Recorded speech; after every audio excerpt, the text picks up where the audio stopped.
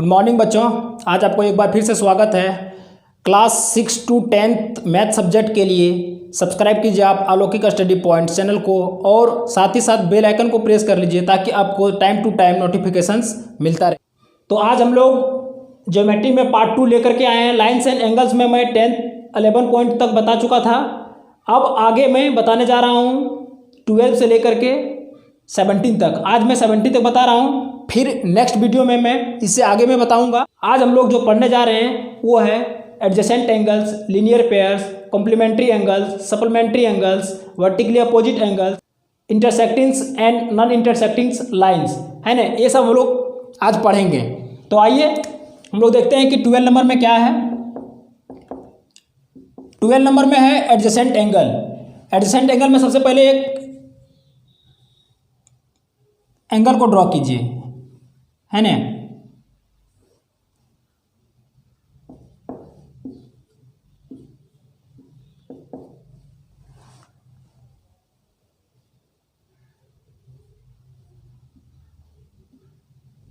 मैं एक angle draw कर दिया हूं, है ना। एंगल ए बी सी और उसमें बीच में एक लाइन में ड्रॉ किया हूं बी टू डी, है ना। बी टू डी में एक बीच में लाइन ड्रॉ की। बच्चों, एडजेसेंट एंगल को समझने के लिए हम लोग को सबसे पहले लाइन सेगमेंट को देखना पड़ेगा। ये 3 लाइन सेगमेंट है। तीनों लाइन सेगमेंट का कॉमन वर्टेक्स कहाँ है? बी पर है ना। और बी पर जो है वहाँ पर 2 एंगल्स बना रहा है, एंगल 1 और एंगल 2 एंगल्स बना रहा है। यानी कि ए बी सी के बीच में बी डी एक लाइन है और बी डी एक जो लाइन है उसके जस्ट अपोजिट साइड, यानी कि दोनों साइड, मतलब इस साइड भी और इस साइड भी दोनों तरफ एंगल बना रहा है। यहाँ पर लिख सकते हैं angle A B D and angle D B C, ये एडजेसेंट एंगल हो गया। हम लोग इस तरह से भी लिख सकते हैं angle 2 and angle 1, adjacent angle हो गया। अब इसमें और कुछ जानना है अगर, तो इसको लाइन को हम लोग एक्सटेंड कर दें, है ना। ये लाइन एक्सटेंड कर दिए। अब इसमें क्या हो गया, एक और एंगल फॉर्म्ड हो गया। अब ये एंगल फॉर्म्ड होने के बाद हम लोग क्या देख रहे हैं कि ये बीच में आ गया, है ना। तो ये 2 एंगल्स यहाँ पर बना लिए। तो इसका मतलब अब हो गया कि ये एंगल 3 और एंगल 2 ये दोनों मिल करके एडजेसेंट एंगल बनाएगा। यहाँ पर हम लिख सकते हैं एंगल 3 एंड एंगल 2, ये एडजेसेंट एंगल हो गया। अब हम लोग चलते हैं 13 नंबर में लीनियर पेयर। लीनियर पेयर में क्या है, सबसे लीनियर पेयर समझने के लिए सबसे पहले एक लाइन ड्रॉ करते हैं, है ना। एक लाइन ड्रॉ कर दिए। अगर बीच में एक हम लोग एंगल बनाते हैं तो वहाँ से अगर मान लीजिए कि एक एंगल हम लोग यहाँ पर बना दिए 60 डिग्री का, है ना।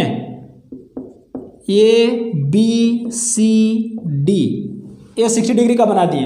अब यहाँ पे 60 डिग्री बना रहे हैं तो जो एंगल बचेगा वो 180 डिग्री मिला करके होना चाहिए, है ना। तो 60 डिग्री प्लस 180 बनाने के लिए कितना जरूरत पड़ेगा, तो हम लोग यहाँ पे 180 माइनस 60 डिग्री इक्वल टू कितना लिख सकते हैं, 120 डिग्री, यानी कि 120 डिग्री ये होगा।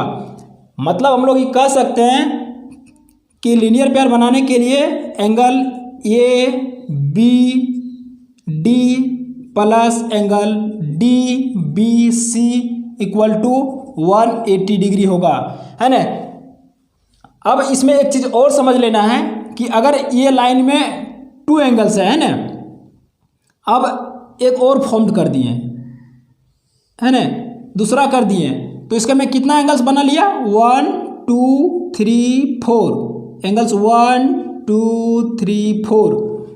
अब एक तो स्ट्रेट लाइन है ये सी, उस पर फोर्स एंगल, सॉरी, यहाँ पर एक स्ट्रेट लाइन है ये सी। अब ये सी पर 4 एंगल को फॉर्म कर रहा है ना। 4 एंगल फॉर्म करने के बाद हमको यह देखना पड़ेगा कि इसमें सब मिला करके क्या होता है। सब मिला करके angle 1 plus angle 2 plus angle 3 plus angle 4 equal to 180 degree ही होगा, है ना। सिर्फ आपको ध्यान में रखना है कि एक स्ट्रेट लाइन होना चाहिए और स्ट्रेट लाइन पर कितने भी एंगल बना सके वो सबका सम होगा 180 डिग्री। तो ये हो गया लीनियर पेयर। अब हम लोग चलते हैं कॉम्प्लीमेंट्री एंगल। पूरा कोण जानने के लिए सबसे पहले हम लोग को एक एंगल फॉर्म करना पड़ेगा और वो एंगल 90 डिग्री होना चाहिए, है ना। ये 90 डिग्री हो गया, क्लियर। अब यहाँ से हम लोग एक और लाइन को ड्रॉ करते हैं। ये लाइन ड्रॉ कर दिया। अब यहाँ पे नेम दे रहा हूँ ए बी सी और डी। अब यहाँ पर देखना है कि ये दोनों मिला के 90 डिग्री होना चाहिए। इसको हम इस तरह से लिख सकते हैं, the sum of two angles is 90 degree. जैसे यहाँ पे अगर ये 40 डिग्री है तो ये 50 डिग्री हो जाएगा। यहाँ पे हम लोग अगर इसको x मान लें तो ये 90 माइनस एक्स होगा। इसे मैं आपको समझा रहा हूँ। यहाँ पर इस तरह से लिख सकते हैं, angle A B D plus angle D B C equal to 90 degree. अब यहाँ पर ध्यान देना है, ए बी डी कितना है 50 degree plus 40 degree equal to 90 degree. अब हम लोग एक्स में चलते हैं, क्योंकि अक्सर क्वेश्चन एक्स में ही रहता है ना, तो मैं एक्स लेकर के बता दे रहा हूँ। एक्स का मतलब हो गया, जैसे टोटल कितना था 90 डिग्री है ना, टोटल कितना था 90 डिग्री। अब 90 डिग्री में वन एंगल दिया हुआ है, कौन, डी बी सी। ये डी बी सी एंगल दे दिया गया है एक्स। तो अब इसमें से माइनस करेंगे तो इसमें यहाँ तो कोई डिजिट नहीं है, तो ये डिजिट ना होने के कारण ये इसमें माइनस जो है वही रह जाएगा, यानी कि ये 90 माइनस एक्स होगा ये वाला, है ना। तो हम लोग इतना डिग्री इसको कर सकते हैं। अब हम लोग पढ़ते हैं पॉइंट नंबर 15। 15 में क्या है, सप्लीमेंट्री एंगल। इसको हिंदी में क्या बोलते हैं, संपूरक कोण। सप्लीमेंट्री एंगल जानने के लिए सबसे पहले एक लाइन को ड्रॉ करें। एक लाइन ड्रॉ किए, ए बी यहाँ पर दे दिए। अब यहाँ पे एक एंगल बनाएगा। एंगल बनाने का तो ये यहाँ पे एंगल बनाने का टोटल जो होता है स्ट्रेट लाइन में 180 डिग्री का होता है ना, उसको हम लोग सप्लीमेंट्री बोल सकते हैं। जैसे यहाँ पर आप देखिए एक लाइन और ड्रॉ कर दिया हूँ, ए बी यहाँ पे सी दे दिए। अब यहाँ पे एक एंगल बनाया, दूसरा एंगल यहाँ पे बनाया, ये एंगल 1 एंगल 2 मैं नेम दे दिया हूँ। अब इसको हम कह सकते हैं angle 1 plus angle 2 equal to 180 degree.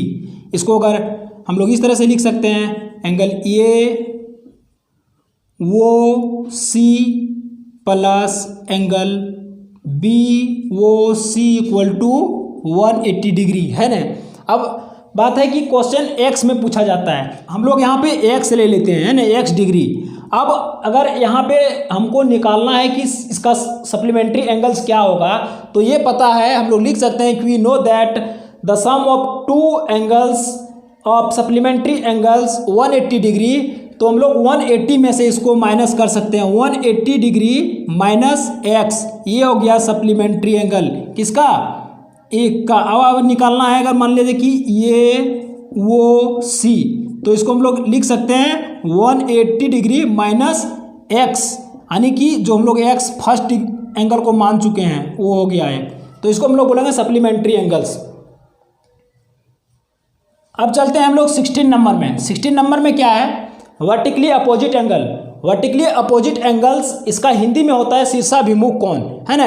Hindi medium के विद्यार्थियों के लिए आसान होगा समझना, है ना। वर्टिकली अपोजिट एंगल जानने के लिए सबसे पहले हम लोग क्या करते हैं कि इसको दो लाइन हम लोग ड्रॉ करते हैं, है ना। ये 2 लाइन्स ड्रॉ कर दिया हूँ, है ना। अब ये लाइन ड्रॉ करने के बाद हम लोग उसका कुछ नेम दे देते हैं, 1 यानी कि ये बी सी डी। यहाँ पे 1 लिखते हैं, यहाँ पे 2 3 4 इन नेम दे दिया हूँ, है ना। हम लोग इसको इस तरह से लिख सकते हैं, angle A O B equal to angle D O C, है ना। हम लोग लिख सकते हैं एंगल 4 इक्वल टू एंगल 2।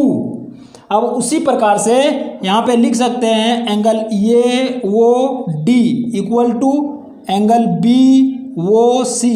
इसको हम लोग लिख सकते हैं एंगल 3 इक्वल टू एंगल 4। ये वर्टिकली अपोजिट एंगल्स होगा।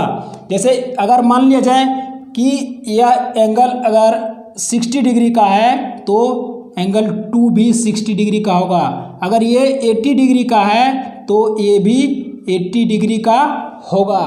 अगर मान लीजिए कि angle A O B equal to अगर ए ओ बी 60 डिग्री है तो हम लोग इसको फाइंड कर सकते हैं angle D O C equal to भी 60 डिग्री होगा। अब है पॉइंट नंबर 17। पॉइंट नंबर 17 में क्या है, intersectings and non intersectings line. Two line intersect कर रहा है ईच अदर। जैसे यहाँ पे हम लोग इसको ड्रॉ कर दिए है ना। अब यहाँ पे ये बी सी डी ये इंटरसेक्टिंग लाइन है। टू स्ट्रेट लाइंस इंटरसेक्ट करेगा एट ए पॉइंट, वहाँ पे एंगल फॉर्म करेगा, उसे हम लोग इंटरसेक्टिंग लाइंस कहते हैं है ना। और नॉन इंटरसेक्टिंग लाइंस हो गया जब दो लाइन आपस में कहीं भी इंटरसेक्ट नहीं कर रहा हो, इसको हम लोग पैरेलल लाइन कह सकते हैं ना। ये इंटरसेक्ट कहीं आपस में नहीं करेगा, हर जगह इसकी डिस्टेंस जो है वो सेम रहेगा। अगर यहाँ पे 10 सेंटीमीटर हो तो यहाँ भी 10 सेंटीमीटर ही होगा, लेकिन इंटरसेक्टिंग लाइंस में वो इंटरसेक्ट करेगा। कोई भी लाइन होगा तो ये लाइन हो गया, सेकंड लाइन हो सकता है यहाँ भी इंटरसेक्ट कर दे, उसके हो सकता है यहाँ भी इंटरसेक्ट कर ले, कहीं भी वो इंटरसेक्ट कर सकता है। फर्स्ट लाइन जो है वो सेकंड लाइन, फर्स्ट लाइन को सेकंड लाइन कहीं भी इंटरसेक्ट कर सकता है। तो इंटरसेक्ट जब कर देता है तो उसको हम लोग इंटरसेक्टिंग लाइन कहते हैं, और जब इंटरसेक्ट नहीं करता है तो उसे नॉन इंटरसेक्टिंग लाइन कहते हैं। आई होप आज का टॉपिक आपको पसंद आया होगा। अगर पसंद आया होगा तो आप लाइक कीजिएगा, सब्सक्राइब कीजिएगा, और जितना अधिक से अधिक हो सके आप शेयर कीजिएगा।